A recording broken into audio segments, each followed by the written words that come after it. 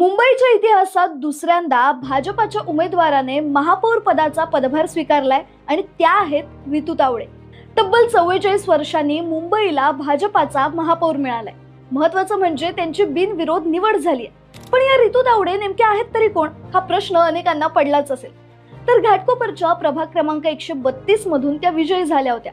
पालिकेतल्या शिक्षण समितीच्या अध्यक्षपदापासून ते स्थायी समितीच्या उपाध्यक्ष अशी अनेक पदं त्यांनी सांभाळली आहेत। राजकीय कामांसोबतच सामाजिक कामातही त्यांनी आपली छाप सोडलेली आहे। याशिवाय कामगारांच्या प्रश्नांसाठीही अनेक स्तरांवरील आंदोलनांचं त्यांनी नेतृत्व केलं होतं। त्यांच्या मुंबईतील एका आंदोलनाची दखल खुद्द BBC लंडनने घेतली होती।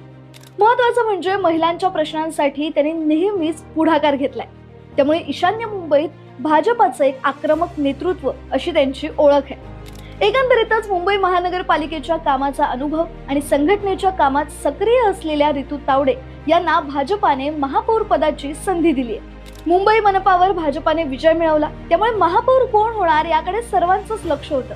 त्यातच भाजपाने एक मराठी चेहरा म्हणून तावडे यांच्या नावावर शिक्कामोर्तब केलाय आणि त्या मुंबईच्या 7व्या महिला महापौर ठरल्या।